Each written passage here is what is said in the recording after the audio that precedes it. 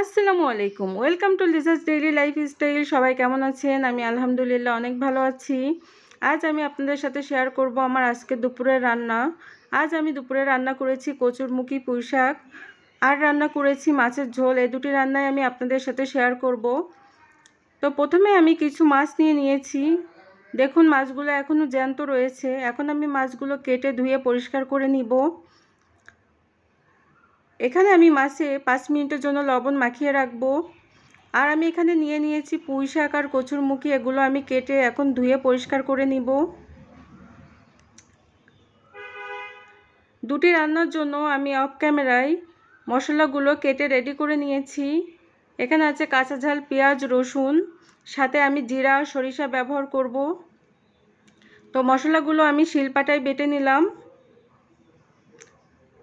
আর লবণ মাখিয়ে রাখা মাছটাও আমি অফ ক্যামেরায় ধুয়ে নিয়েছি।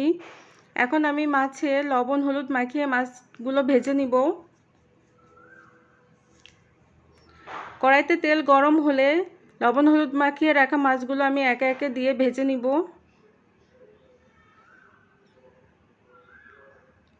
মাছগুলোর এক সাইড ভাজা হয়ে গেছে, উল্টে আমি আরেক সাইড ভেজে নিব। এখন মাছগুলো তুলে নিয়ে আমি আরও কিছু মাছ ভেজে নিব।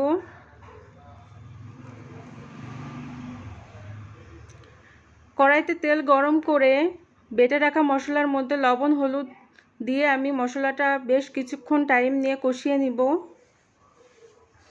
মশলাটা একটু সময় নিয়ে কষাতে হবে যাতে মশলা কোনো কাঁচা গন্ধ না থাকে। মশলাটা কষানো হয়ে গেছে, ভেজে রাখা মাছগুলো দিয়ে আমি মশলার সাথে কিছুক্ষণ কষিয়ে নিব। 5 থেকে 6 মিনিট এভাবে আমি কষিয়ে নিব।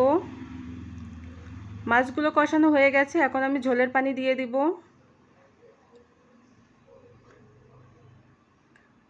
ঝোলের পানিটা ফুটে উঠলে আমি ঢাকনা দিয়ে ঢেকে 7 থেকে 8 মিনিট রান্না করব। দেখুন মাছটা প্রায় হয়ে গেছে। মাছের ঝোল আমার কমপ্লিট। দেখুন কত সুন্দর কালার এসেছে। এরপর আমি চলে যাব কচুরমুখী দিয়ে পুঁই শাকটা রান্না করতে। তো কড়াইতে তেল গরম করে বেটে রাখা মশলাটা দিয়ে পরিমাণ মতো লবণ হলুদ দিয়ে আমি মশলাটা কষিয়ে নিব। মশলাটা কষানো হয়ে গেলে এখানে আমি ছোট চিংড়ি দিয়ে দিলাম। আমার বাসায় অল্প পরিমাণ ছিল তাই অল্পই দিয়েছি। এখন আমি এখানে কচুরমুখীগুলো দিয়ে দিলাম মশলার মধ্যে। এবার আমি পুঁই শাক দিয়ে দিব।